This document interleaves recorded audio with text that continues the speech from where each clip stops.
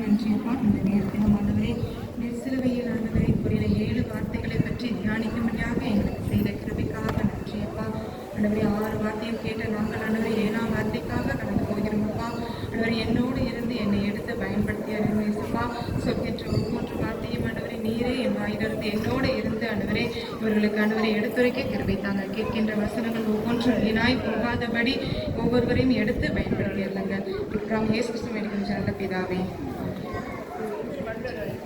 இப்போ நம்ம சிலுவையில் முடிந்த ஏசப்பா கூறின ஒரு 7 வார்த்தைகளை பத்தி இப்போ தியானிச்சுட்டு இருக்கோம்.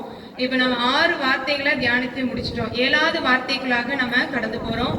6 வார்த்தைகள் 7 வார்த்தைகள்ல முதல் வார்த்தையும் இறுதி வார்த்தையும் ஆரம்பிக்கும் போது அவரு பிதாவே அப்படின்னு சொல்லிதான் என்ன செய்யறாரு ஆரம்பமும் பிதாவே முடிவும் பிதாவே அப்படின்னு தான் என்ன செய்யறாரு அவர் அந்த வார்த்தைகளை கூறுறாரு. இப்ப 7வது வார்த்தை ஒப்புவிப்பின் வார்த்தையாக நம்ம பார்க்கிறோம். லூக்கா எழுதின சுவிசேஷம் 23ஆம் அதிகாரம் 46ஆம் வசனம்.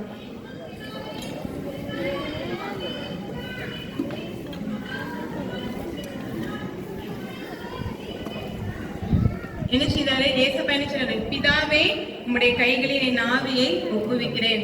என்ன செய்ய அவருடைய கையில அவருடைய சித்தத்தின்படிதான் பிதாவோட சித்தத்தின்படிதான் இவ்வளவு நேரமும் அவருக்கு நடந்த ஒவ்வொரு செயல்களும் நிகழ்வுகளும் நடந்தது. பிதாவோட சித்தம் இல்லாம அந்த இடத்துல எதுவுமே நடக்கல.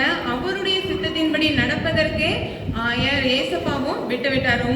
உம்மோட சித்தம் என்னவோ அதுபடியே நடக்கட்டும். நீர் என்ன செய்ய நியமித்திருக்கிறீரோ என்னுடைய ஜீவன் அந்த இடத்துல போகட்டும் அப்படின்னாலும் என்ன செய்யணும் போகணும். இல்லைன்னா நான் உயிரோட இருப்பேன். அந்த நிமிடத்துல எனக்கு அந்த உயிர் என்னோட தான் இருக்கும் அப்படிங்கிறது நிச்சயம். நீர் செய்தது நீர் அதை செய்ய முடியும் அப்படின்னா அது செய்யும் அப்படிங்கிற அவருடைய பாத்திரத்துக்காகவே அவர் என்ன செஞ்சிட்டாரு விட்டு கொடுத்துட்டாரு. அந்த இடத்துல என்னது மகா சத்தமிட்டு சொன்னாராம். என்ன செய்தாரு ரொம்ப சத்தமா இந்த மைக்கு இல்லைன்னா நம்மளுக்கு எந்த அளவுக்கு சத்தம் வெளியில வருங்கிறது தெரியாது. ஆனா அவர் என்ன செய்தாரு அவ்வளவு பெரிய கூட்டத்துக்கும் கேட்கும்படியா என்ன செய்தாரு திரளான ஜன கூட்டத்துல நடுவுல அவரை சிலுவையில தொங்க விட்டுருக்காங்க. அந்த வேதனை அந்த அடிபட்டாரு, தலையில முள்கிரீடம் சூட்டப்பட்டாங்க. என்னது தெருவழியா இழுத்துட்டு வரும்போது கச்சைகளால என்ன செய்தாங்க அடிக்கப்பட்டாரு. அவ்வளோ வலியும் வேதனையிலும் ரத்தம் சொட்டிட்டு இருக்கு.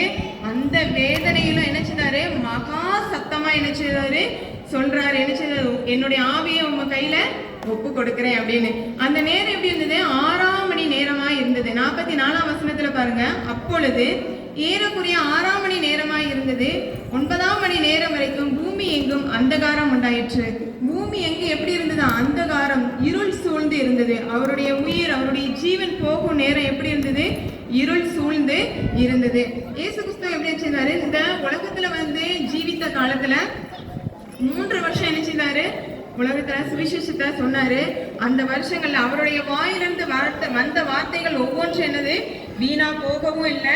அதே போல எப்படி இருந்தது ஜீவன் உள்ள வார்த்தையாகவே இருந்தது. நான் ஒவ்வொருவரும் எப்படிப்பட்ட வார்த்தைகளை நம்ம எடுத்து வைக்கிறோம் அப்படிங்கிறத நம்ம இந்த இடத்துல சிந்திச்சு பார்க்கணும். நம்முடைய வாயிலிருந்து வர்ற வார்த்தைகள் ஒவ்வொன்றும் எப்படிப்பட்ட வார்த்தையா இருக்குது? ஆண்டவருக்கு பிரியமான வார்த்தையா இருக்குதா, இல்லைன்னா மற்றவர்களை காயப்படுத்துகிற வார்த்தையாக இருக்குதா அப்படிங்கிறத நம்ம என்ன செய்யணும் பார்க்கணும். யோவான் என்ன சொல்றாரு அப்படின்னா ஒருவன் என் வார்த்தையை கை கொண்டால் அவன் என்றென்றைக்கும் மரணத்தை காண்பதில்லை என்று மெய்யாகவே மெய்யாகவே உங்களுக்கு சொல்கிறேன். இது யாரு இயேசு சொன்ன வார்த்தை தான். என்னுடைய வார்த்தையை கை கொண்டால் நான் எவ்வாறு ஒவ்வொரு வார்த்தையும் சொன்னேன் இந்த மக்களுக்கு பிரயோஜனம் உள்ள வார்த்தையை தான். நம்ம ஒவ்வொருத்தன்னைக்கு நம்ம இந்த பைபிளை படிக்கிறோம்னா இதுல எழுதப்பட்டிருக்கிற ஒவ்வொரு வார்த்தையும் நமக்கு என்ன செய்யுது பிரயோஜனமுள்ள வார்த்தையாக தான் இருக்குது. அந்த வார்த்தையின்படியே நீங்களும் என்ன செய்யணும் அதே மாதிரி வார்த்தையை தான் என்ன செய்யணும் பயன்படுத்தணும் அப்படின்னு சொல்றாரு. இப்போ ஆண்டவர் 3 விதமான ஒப்புக்கொடுத்தலை பத்தி நம்ம இதுல பார்க்க போறோம். 1 தன்னை கீழ்ப்படிந்து தாழ்த்தி ஒப்பு கொடுத்தார். 2வது அன்பினால் ஒப்பு கொடுத்தார். 3வது விடுதலைக்காக ஒப்பு கொடுத்தார். பிலிப்பியர் 2ஆம் அதிகாரம் 8ஆம் வசனம் எடுத்தவங்க வாசிக்கலாம். பிலிப்பியர்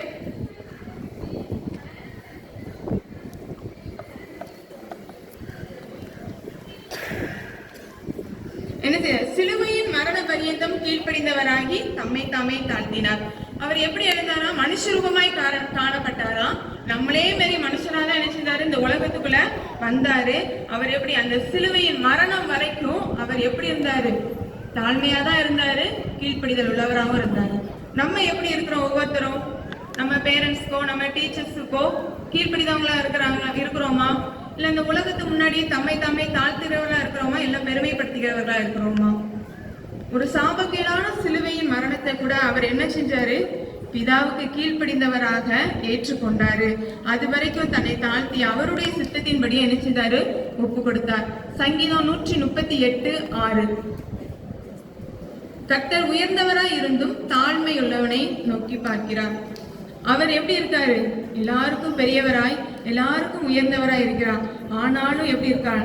தாழ்மையான நம்மளை தான் நோக்கி பார்க்கிறார். நம்மளுக்கு என்ன தேவையோ நம்ம அவர்கிட்ட போய் உரிமையா அவர்கிட்ட போய் கேட்க போறோம்.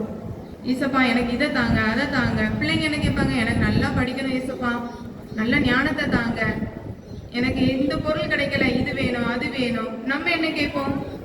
குடும்பத்தை எப்படி நடத்தி கொண்டு போகணும், தன்னுடைய பிள்ளைகளை எப்படி வழிகாட்டி நடத்தி கொண்டு போகணும். நம்ம கேட்கின்ற ஒவ்வொன்றையும் அவர் என்ன செய்வாரு? செய்கிறவராய் நமக்கு இருக்கிறாரு.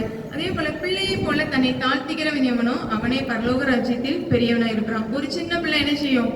நம்ம என்ன சொன்னாலும் சரின்னு கேட்டே போகும் இல்லையா?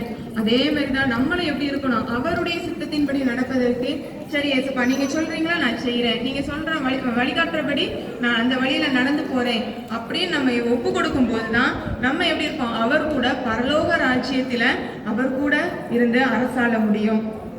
இரண்டாவது, அன்பினால் ஒப்பு கொடுத்தார். 1 யோவான் 3:16.